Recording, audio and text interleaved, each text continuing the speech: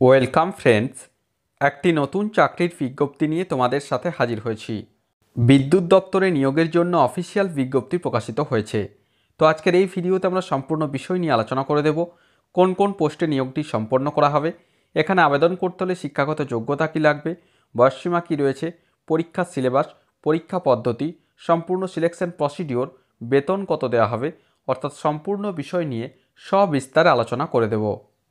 চ্যানেলটিতে নতুন দর্শক হয়ে থাকলে অবশ্যই চ্যানেলটিকে সাবস্ক্রাইব করে পাশে থাকা বেল বাটনটিকে প্রেস করে দাও, যাতে নিত্য নতুন চাকরি সংক্রান্ত আপডেটসগুলো সবার আগে তোমাদের কাছে পৌঁছে যায়। তো প্রথমে রয়েছে পোস্ট আইডি রয়েছে 474। নেম অফ দ্য পোস্ট কি রয়েছে, ফিল্ড সুপারভাইজার পোস্টে নিয়োগটি করা হবে সেফটি অন কন্ট্রাকচুয়াল বেসিস, সম্পূর্ণ চুক্তির ভিত্তিতে নিয়োগ প্রক্রিয়াটি সম্পন্ন করা হবে।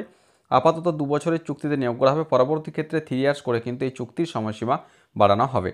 টোটাল ভ্যাকান্সি এখানে রয়েছে দেখো 28টি, যার মধ্যে আনরিজার্ভ রয়েছে 13টি, ওবিসি এনসিএল 7টি, এসসিদের জন্য 4টি, এসটি 2টি, ইডব্লিউএস 2টি, এক্স সার্ভিসম্যান 3টি এবং ডি এক্স সার্ভিসম্যান ভ্যাকান্সি রয়েছে 1টি। টোটাল 28টি ভ্যাকান্সিতে নিয়োগ প্রক্রিয়াটি সম্পন্ন করা হবে। আপার এজ লিমিট কী রয়েছে, সর্বাধিক 29 বছর বয়স পর্যন্ত আবেদন করা যাবে। বয়সের হিসাব করতে হবে 25শে মার্চ 2025 অনুযায়ী এই বয়সের হিসাব করতে হবে।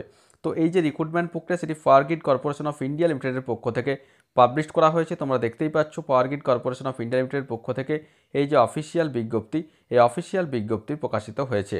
নেক্সট আমরা আসছি জব ডেসক্রিপশন কি রয়েছে, এখানে পরপর উল্লেখিত রয়েছে। Name of the post field supervisor safety, pay scale অথবা রেমুনারেশন রয়েছে পেমেন্ট 23,000 থেকে 1,05,000 টাকা, বেসিক পে 23,000 টাকা প্লাস আইডিএ এইচআরএ সমস্ত কিছু মিলিয়ে বেসিক পে 35%।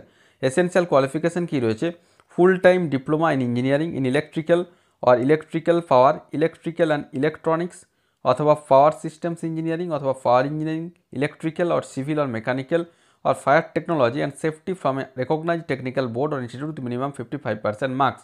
অর্থাৎ যেটি বলা হচ্ছে, ডিপ্লোমা থাকতে হবে নির্দিষ্ট ইঞ্জিনিয়ারিংয়ের নির্দিষ্ট শাখাতে ডিপ্লোমা যদি থাকে এবং 1 ইয়ার যদি পোস্ট কোয়ালিফিকেশান এক্সপিরিয়েন্স থাকে সেফটি ইমপ্লিমেন্টেশন ওয়ার্কে, তাহলে অবশ্যই এখানে আবেদন করা যাবে।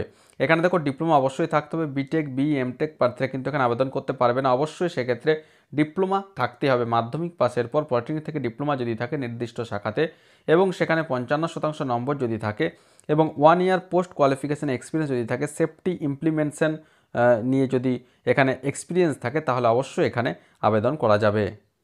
নেক্সট আমরা আসছি সিলেকশন প্রসেস কী রয়েছে, selection shall be made on the basis of scrutiny of applications, অর্থাৎ প্রথমে অ্যাপ্লিকেশানগুলি স্ক্রুটিনি করা হবে, তারপর এখানে স্ক্রিনিং টেস্ট নেওয়া হবে, যেখানে 1 ঘন্টার পরীক্ষা নেওয়া হবে। কী কী থাকবে, টেকনিক্যাল নলেজ টেস্ট 50, অর্থাৎ ইঞ্জিনিয়ারিংয়ের নির্দিষ্ট শাখা নিয়ে 50টি প্রশ্ন থাকবে ডিপ্লোমা লেভেল থেকে, ডিপ্লোমা সিলেবাস থেকে। অ্যাপটিটিউড থাকবে 25 নাম্বার। অ্যাপটিটিউডের মধ্যে কী কী থাকছে, জেনারেল ইংলিশ থাকছে, সেখানে articles, preposition, vocabulary, comprehension, synonym, antonyms, jumble sentence থাকবে। রিজনিং থাকছে, সেখানে কী থাকছে, data interpretation, coding and decoding, deductive logic, inductive logic, data sufficiency, series completion, পাজেলস, pattern completion. এটা হলো রিজনিংয়ের ক্ষেত্রে। অর্থাৎ 50 নাম্বার হচ্ছে ডিপ্লোমা লেভেল থেকে নির্দিষ্ট শাখাতে, যাদের মেকানিক্যাল তাদের মেকানিক্যাল বিষয়, যাদের ইলেকট্রিক্যাল তাদের ইলেকট্রিক্যাল বিষয়, এবং 25 নাম্বার থাকছে জেনারেল ইংলিশ, রিজনিং এবং কোয়ান্টিটিভ অ্যাপটিটিউডের ক্ষেত্রে কী কী থাকছে, ratio and proportion, time and work, speed and distance, profit and loss, simple and computer interest, compound interest, percentage, average, mensuration, trigonometry, geometry, algebra, এই সমস্ত বিষয়ে কিন্তু প্রশ্নপত্র থাকছে। জেনারেল অ্যাওয়ারনেস থাকছে, social science, current affairs, general knowledge. Total 75 নম্বরের পরীক্ষা নেওয়া হবে, 4টি করে অপশান থাকবে, প্রতিটির মান 1 এবং এখানে কোনোরকম কোনো নেগেটিভ মার্কিং কিন্তু এখানে থাকছে না। কোয়ালিফাইং মার্কস রয়েছে 40% রয়েছে আনরিজার্ভদের জন্য, ইডব্লিউএসদের জন্য রয়েছে 30%। নেক্সট আমরা আসছি পরীক্ষার প্রশ্নপত্র হিন্দি অথবা ইংরেজি দুটি ভাষাতে এখানে দেওয়া হবে। ফাইনাল মেরিট লিস্ট পাবলিশ করা হবে স্ক্রিনিং টেস্টে পাওয়া নাম্বারের ভিত্তিতে। নেক্সট আমরা আসছি টেস্ট সেন্টার, অবশ্যই আমাদের ওয়েস্টবেঙ্গলের ক্ষেত্রে কলকাতা রয়েছে, সারা ভারতবর্ষ জুড়ে 6টি সেন্টার রয়েছে। প্রথমে রয়েছে দিল্লি এনসিআর, 2 নম্বর রয়েছে ভোপাল, 3 নম্বর রয়েছে ওয়েস্টবেঙ্গলের ক্ষেত্রে কলকাতা, গুয়াহাটি, মুম্বাই, ব্যাঙ্গালোর। এই 6টি সেন্টারে সারা ভারতবর্ষ জুড়ে যে পরীক্ষা, সেই পরীক্ষা নেওয়া হবে। নেক্সট আমরা আসছি অ্যাপ্লিকেশন ফি, যেটা রয়েছে field supervisor safety. Non refundable application fee 300 টাকা ধার্য করা হয়েছে, যেটি কেবলমাত্র অনলাইনের মাধ্যমে পেমেন্ট করা যাবে। নেক্সট আমরা আসছি কীভাবে রেজিস্ট্রেশন অথবা অ্যাপ্লিকেশন করতে হবে। প্রথমে powergrid.in এর নির্দিষ্ট ওয়েবসাইটে গিয়ে কেরিয়ার সেকশনে যেতে হবে।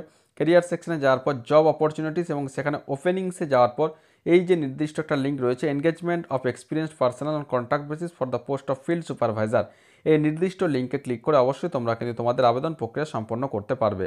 আবেদন করার সময় কী কী ডকুমেন্ট লাগবে, recent passport size colour photograph 50 কেবি জেপিজি ফরম্যাটে। সিগনেচার লাগছে এখানে কালো অথবা নীল কালি যে কোনো হোক না কেন 50 কেবি জেপিজি ফরম্যাটে। ডেট অফ বার্থ মাধ্যমিকের অ্যাডমিট কার্ড যেখানে ডেট অফ বার্থটা মেনশন রয়েছে পিডিএফ ফরম্যাট। কোয়ালিফিকেশান সার্টিফিকেট অর্থাৎ মাধ্যমিক থেকে শুরু করে আপ টু ডিপ্লোমা লেভেল পর্যন্ত সমস্ত যে সার্টিফিকেট মার্কশিট পিডিএফে 10 MB সর্বাধিক সাইজ। যদি অভিজ্ঞতার ক্ষেত্রে যেটা রয়েছে গভর্নমেন্ট অথবা পিএসইউ সেক্ষেত্রে নো অবজেকশন সার্টিফিকেট লাগবে। Experience certificate present as well previous employment start date end date destination pay scale সমস্ত কিছু এখানে উল্লেখ করতে হবে। কাস্ট সার্টিফিকেট অ্যাপ্লিকেবল হলে এক্স সার্ভিসম্যান অ্যাপ্লিকেবল হলে এই সমস্ত কিছু ডকুমেন্টগুলি পরপর এখানে কিন্তু আপলোড করতে হবে। অবশ্যই এই ভিডিওর ডেসক্রিপশন বক্সে অফিসিয়াল নোটিফিকেশনের লিঙ্ক দেওয়া থাকবে, সেখান থেকে ডাউনলোড করে নিয়ে তোমরা কিন্তু ভালোভাবে দেখে নিয়ে আবেদন করতে পারবে।